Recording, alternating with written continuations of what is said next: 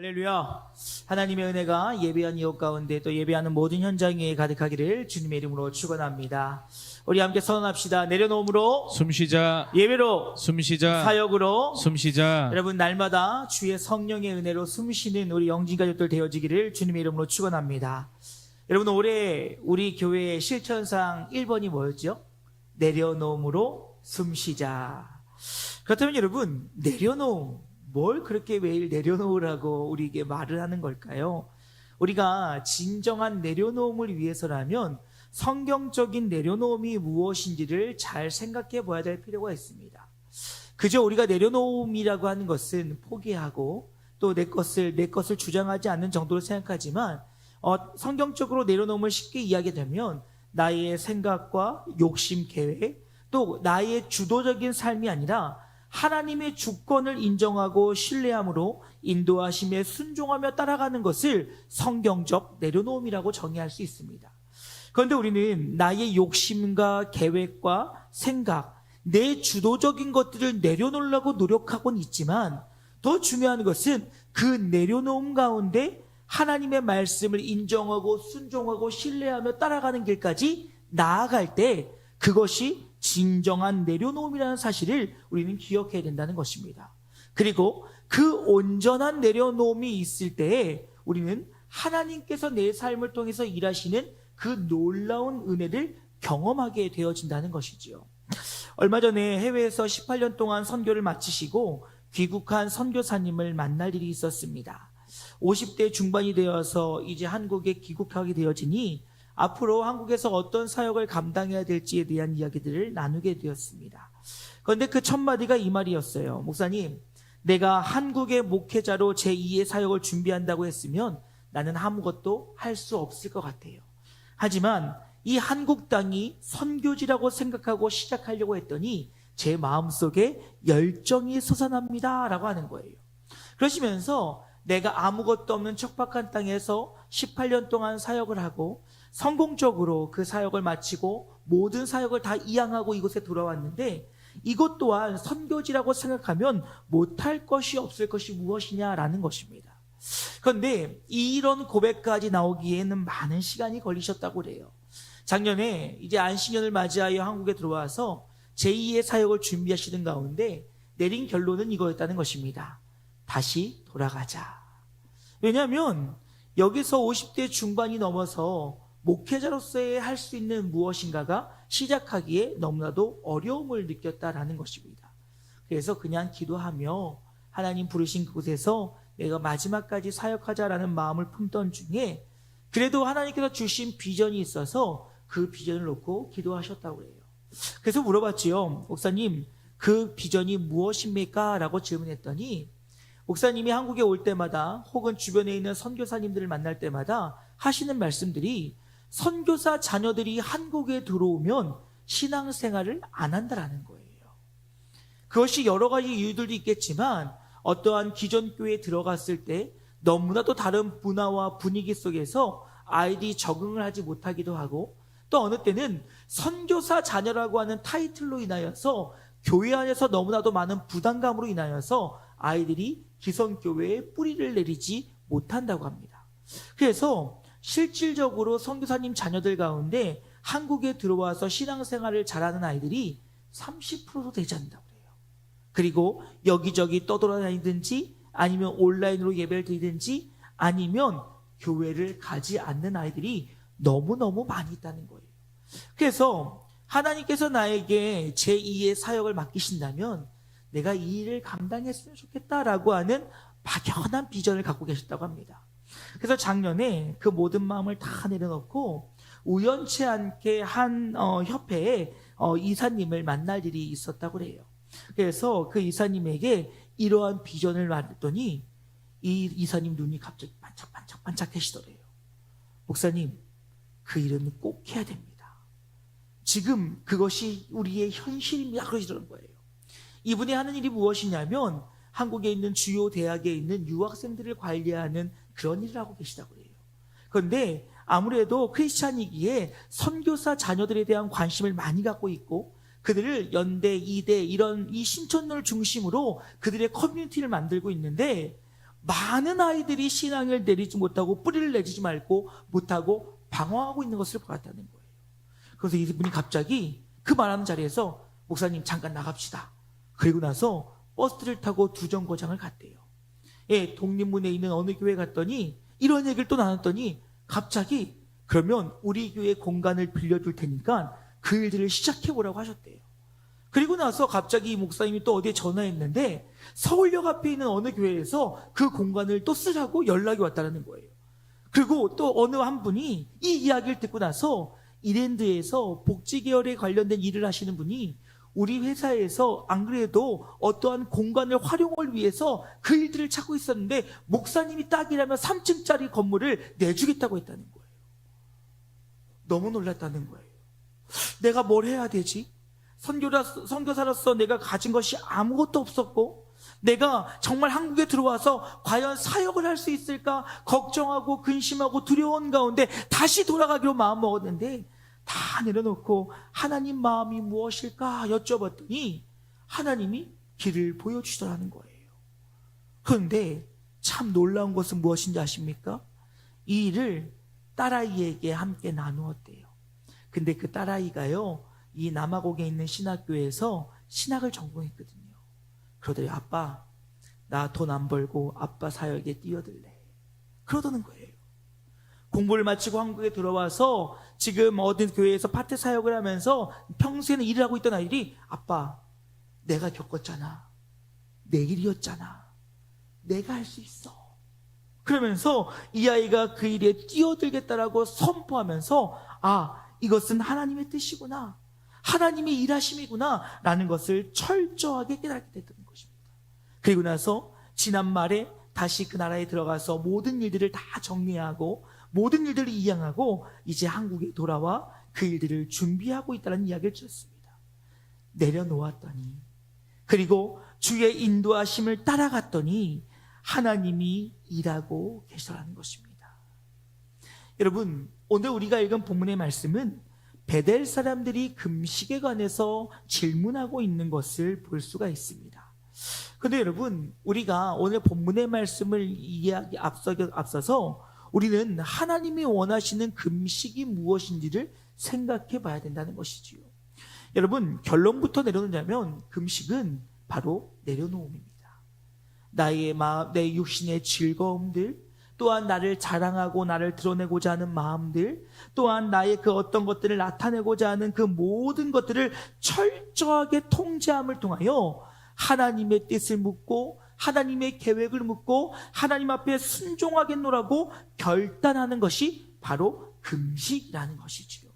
그건 여러분 이사야 58장 3절 이후에 보면 하나님께서 형식적인 금식을 나무라시면서 이 금식이 진짜 금식이라고 이야기하던데 6절 이후의 말씀 보니까 아니다. 내가 바라는 금식, 즉 하나님이 원하는 금식은 내가 기뻐하는 금식은 그런 것이 결코 아니다.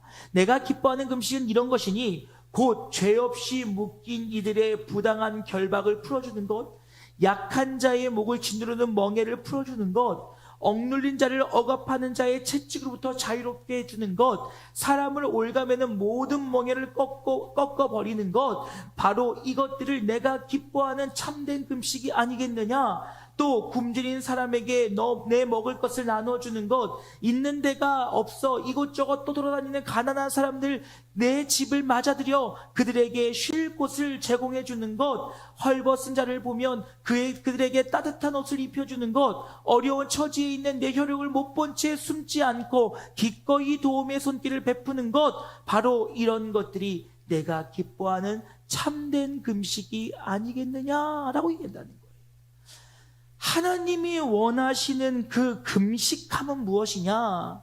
그저 나의 것만 통제하고 절제하고 그것으로 끝나는 것이 아니라 하나님이 원하시고 뜻하시는 바로 나아가는 것, 겸손히 나의 삶의 모든 것들 다 내려놓음으로 하나님의 공의와 정의와 자비를, 사랑을 나의 삶으로 실천해내는 것, 그것이 하나님이 우리에게 기뻐하시는 금식이라는 것입니다. 그저 먹지 않고 입지 않는 것으로 인하여 내가 금식했다라고 하는 금식이 아니라 진정으로 하나님이 원하시는 자비와 사랑의 실천까지 이어져 나가는 것, 하나님 뜻 앞으로 나아가는 것이 금식이 되어야 된다는 거예요. 그러니 예수님께서도 우리에게 뭐라고 말씀하십니까? 너희들이 바리새인과 서기관들의 그렇게 자신을 드러내고 의를 드러내고자 하는 금식, 형식적인 금식은 너희에게 아무런 가치가 없다라고 이야기하고 있다는 것입니다. 그러면서 오늘 본문은 하나님께서 우리에게 금식을 통해서 원하시는 것이 무엇인지를 다시금 기억하게 하고 있습니다.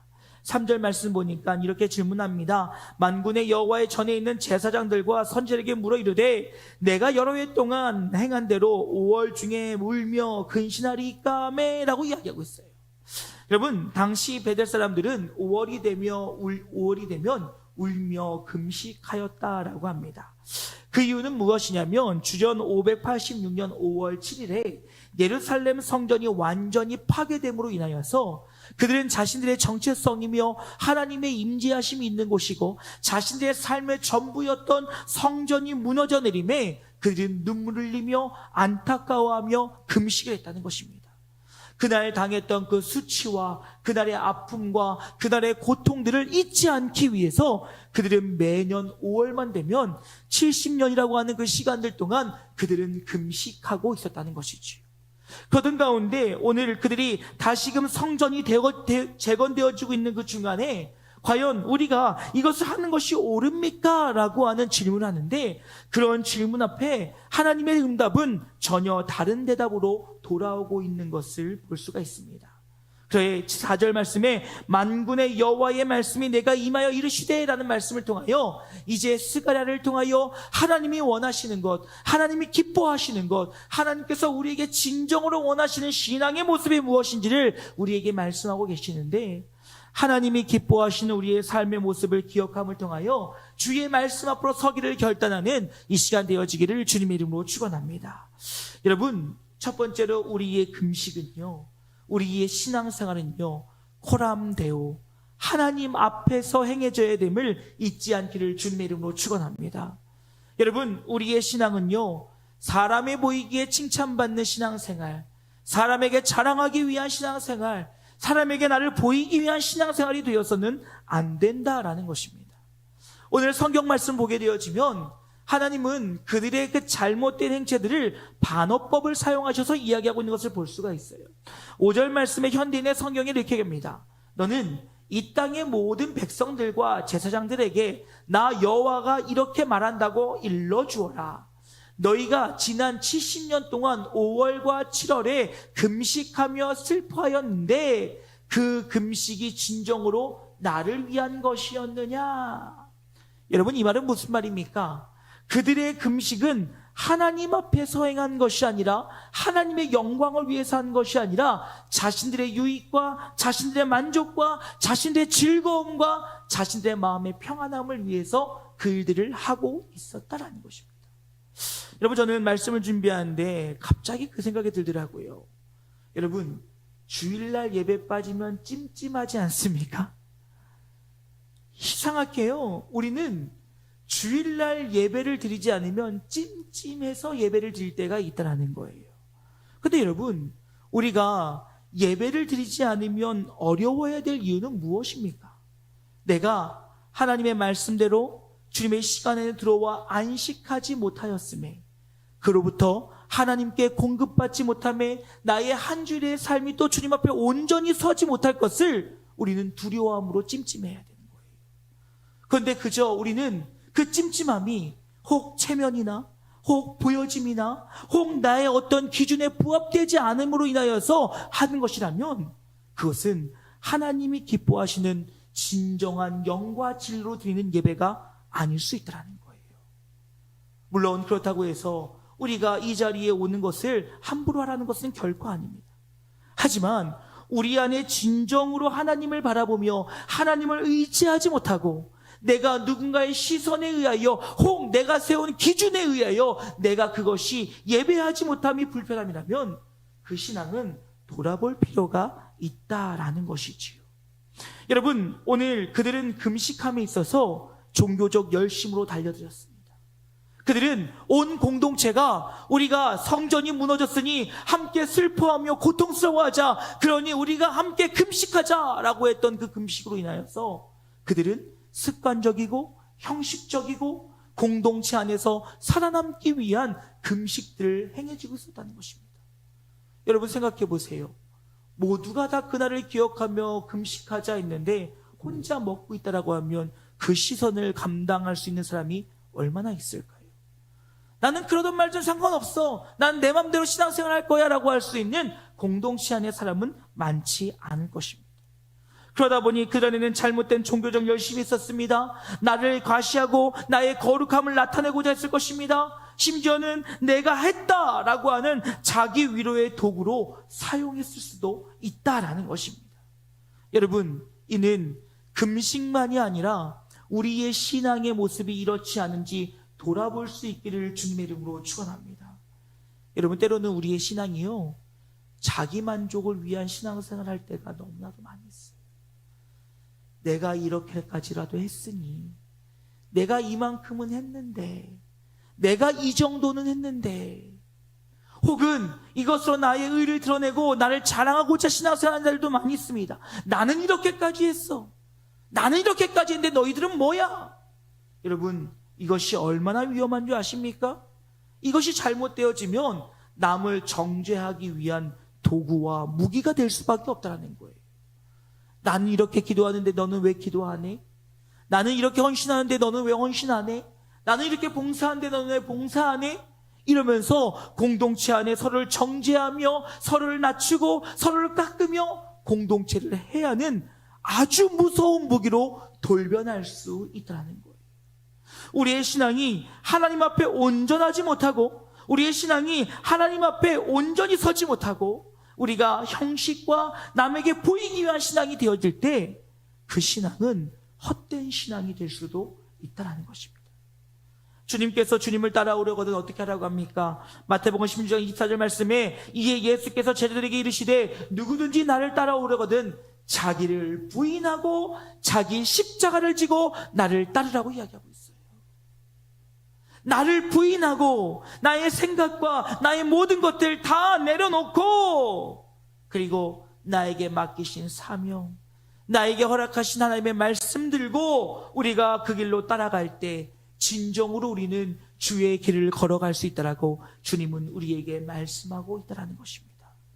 그러니 사랑하는 여러분, 우리의 모든 신앙의 반응들은 오직 호람되어 주님 앞에서의 신앙이 되어질 수 있기를 주님의 이름으로 축원합니다.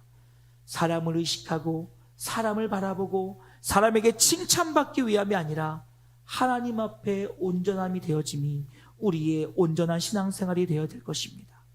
그 가운데 두 번째로 삶과 신앙의 분리됨은 헛됨을 기억하실 수 있기를 주님의 이름으로 축원합니다. 여러분, 오늘 본문은 금식에 관해서 우리에게 이야기하면서 6절에서 뜬금없는 이야기를 합니다. 그 말은 무슨 말입니까? 너희가 먹고 마실 때 그것은 너희를 위하여 먹고 너희를 위하여 마시는 것이 아니냐라고 이야기하고 있어요. 앞서서 너희가 이렇게 금식한 것이 너희들의 종교적인 열심과 너희들의 의와 너희를 나타내기 위해서 아니었느냐라고 말씀해서 갑자기 먹고 마시는 이야기를 하고 있습니다. 여러분, 이 말씀은 무엇입니까? 너희들의 금식이 너무나도 이기적이라는 거예요. 너희들이 소원하는 바, 너희들이 원하는 바, 너희들이 뜻하는 바를 위해서 금식하고 있다라는 것입니다. 여러분, 이들은요, 평소 먹을 때, 마실 때, 자신들이 즐겁게 행할 때 이 모든 것은 하나님의 영광과 관련이 없었다라는 거예요. 그들은 삶 속에서 그들은 자신들의 멋대로 살았으며 자신들의 즐거움대로 살았고, 그러다가 우리가 정한 날 5월이나 7월이 되어지면 그저 금식함으로 나는 나의 할 일을 다 했다라고 착각 속에 살고 있었다라는 것입니다. 여러분, 간절히 소망하는 것은요, 고린도전서에서 우리에게 말씀하시는 것 같이 먹든지 마시든지 무엇을 하든지 우리는 다 주의 영광을 위해 해야 된다는 사실을 기억하시기를 주님의 이름으로 축원합니다. 이 말은 우리의 삶과 우리의 신앙은 분리되어질 수 없다라는 거예요. 어느 한 목사님께서 우리의 신앙을 지적하시면서 이런 말씀하시더라고요. 한국 교회가 너무 성속을 구분하고 있다는 거예요. 즉 거룩한 것과 세상 것들을 구분지어 살아가고 있다는 것입니다. 그러니 교회에서는 거룩한 척, 거룩해서 멋진 척, 뭔가 헌신적이고 애쓰고 수고하는 척, 그런데 세상 속으로 들어가서는 오히려 세상 사람만 못할 때가 너무나도 많이 있다는 것입니다. 여러분, 제가 거듭 말씀드리지만요, 교회에서는요 마음껏 실수하셔도 돼요. 왜요? 교회는요 하나님의 사람으로 세워지기 위한 훈련소예요. 정말 우리의 능력을 드러내고 우리의 거룩함을 나타내야 될 것은 여러분의 가정일 줄로 믿습니다. 여러분의 직장일 줄로 믿습니다. 여러분이 만나는 세상 사람들 앞에서 여러분의 거룩함을 드러낼 줄로 믿습니다. 우리는 우리끼리 거룩한 사람끼리 모였을 땐 거룩할 필요 없어요. 그렇다고 싸우라는 거 아니에요. 여러분, 이번 주 주일날 우리가 오랜만에 척사대회를 합니다. 제가 부임하고 처음 척사대회거든요. 그래서 어떻게 하면 재미있게 즐겁게 할 수 있을까 고민하고 있는데, 지난주에 아는 교회에서 척사대회를 했대요. 그래서 척사대회 주의사항을 나눠줬습니다. 1번, 싸우지 말 것. 2번, 정해진 대로 따라갈 것. 3번, 싸우면 앞으로 척사대회 하지 않을 것. 이거 약속하면 시작했대요. 그래서 사회자가 이렇게 얘기했답니다. 우리도 할 거예요. 여러분 따라합시다. 나는 착하다. 나는 정말 착하다. 나는 순진하다. 이렇게 외치고 했다는 거예요. 그런데도요, 여러분 얼마나요 자기 나라 법이 있는지요. 뭐 유술 재고 잡으면 1번이니 2번이니 우리 동네에선 이렇게 하니 저렇게 하니 싸웠대요. 그래서 목사님이 또 이런 말씀 했대요. 참 마음이 아프다. 평소에는 그렇게 기도하다던 사람들이 윷 던질 때 기도하더라. 참 마음이 아프다. 그렇게 남을 저주하냐. 개가 나와야 되는데 도 나오라고 왜 그렇게 저주를 하냐. 그게 그리스도의 사랑이냐. 여러분, 이게 뭡니까? 그렇지요. 여러분, 우리는 하나님의 영광 가운데 어디에 있든 무엇을 하든 거룩한 사람이에요. 그러니 거룩한 우리끼리 모여있을 때는 조금 실수해도 괜찮아요. 조금 틀려도 괜찮아요. 하지만 여러분, 우리가 살아가는 세상 속에서는 우리는 하나님의 사람이요 교회 되어짐을 잊지 아니하므로 날마다 거룩한 모습으로 살아가야 된다는 것입니다. 그저 나의 이기적인 마음으로 신앙생활하고 나의 어떠한 것을 얻기 위해 신앙생활하고 나의 도움을 위해 어떤 신앙생활함으로 나의 것을 구하기 위한 것이 아니라 나의 삶의 모든 것이 하나님의 영광이 되어질 때 너희가 그 가운데 간절한 것, 구할 것, 필요한 것, 그것을 얻기 위하여 주 앞에 간구하고 주의 뜻을 묻기 위해 기도할 때 그 기도가 주님 보시기에 합당하다라는 거예요. 그러니 여러분 7절 말씀에 뭐라고 얘기합니까? 예루살렘과 사면 성읍의 백성이 평온히 거주하며 남방과 평원에 사람이 거주할 때 여호와의 옛 선지자를 통하여 외친 말씀이 있지 않느냐 하시니라.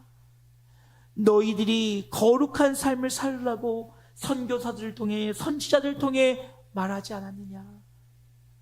내가 거듭 너희에게 삶 가운데 하나님을 예배하는 자라고 되어야 된다고 말하지 않았느냐. 그런데 너희의 삶 속에서 하나님을 잊어버리고 하나님의 자녀답게 살지 않고 교만한 가운데 살아감을 인하여 너희가 70년의 포로의 삶을 살았음에도 불구하고 또다시 거룩함과 삶을 구분하여 너희의 멋대로 살고 있다면 그것은 아무런 의미가 없다라고 말씀하고 있다. 사랑하는 여러분, 우리는 어디에 있든지 주의 거룩한 백성됨을 잊지 않기를 주님의 이름으로 축원합니다. 그러하게 우리는 무엇을 행할 때, 무엇을 이룰 때에만 우리는 신앙인이 아니라 우리는 어디에 있든지 무엇을 하든지 먹든지 마시든지 오직 하나님의 영광을 위하여 나아갈 때 우리가 때로는 주님의 뜻을 구하고 주님의 영광을 위하여 나아가는 그 금식 자리가 주님 보시기에 합하며 주님 보시기에 거룩한 시간이 될 수 있다라는 것입니다. 이제 말씀 마치고자 합니다. 사랑하는 영리가족 여러분, 우리 삶의 전부는 하나님께 영광되어야 됨을 기억하는 이 시간 되어지기를 주님의 이름으로 축원합니다. 우리의 신앙은 하나님 앞에서 온전한 신앙이 되어야 돼요.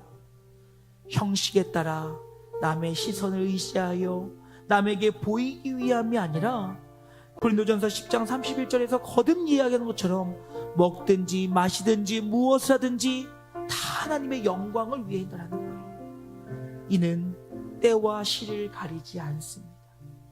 우리가 교회에서 모여 함께 예배할 때에도, 또한 우리의 삶의 현장 속에서 살아갈 때에도, 또 우리가 교회에서 주인을 위해 봉사하는 것뿐만이 아니라 내 삶 속에서 살아가는 모든 것들까지도 하나님을 위함임을 기억함으로 우리가 오직 주의 은혜 안에 살아갈 때, 주의 말씀 앞에 합당하게 살아갈 때 우리의 모든 행함이 하나님 앞에 온전케 되어짐을 기억하는 이 시간 되어지기를 주님의 이름으로 축원합니다.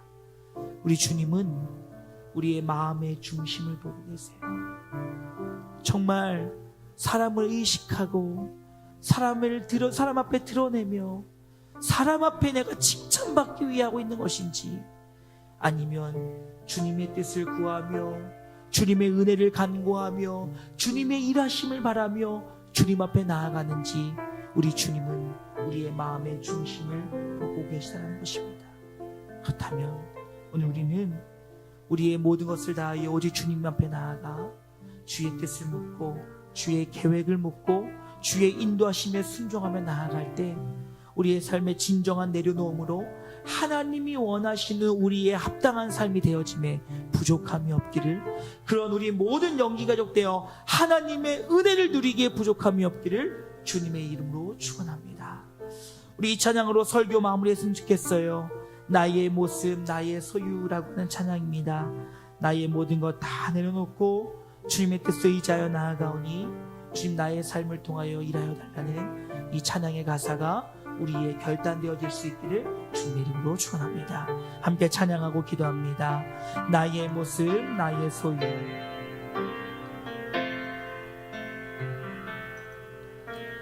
나의 모습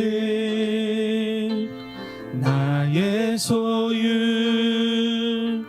주님 앞에 모두 드립니다. 모든 아픔 모든 기쁨 내 모든 눈물 받아주소서.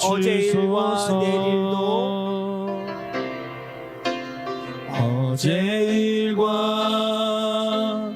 내일도 꿈과 희망 모두 드립니다. 모든 소망 모든 계획 내 손과 마음 받아주소서. 나의 생명을 드리니 주 영광 위하여 사용하옵소서. 내가 사는 날 동안에 주를 찬양하며 기쁨의 제물 되리. 나를 받아주소서. 다시 한번 찬양할까요? 나의 생명을 드리리. 나의 생명을 드리니 주 영광 위하여 사용하옵소서. 내가 사는 날 동안에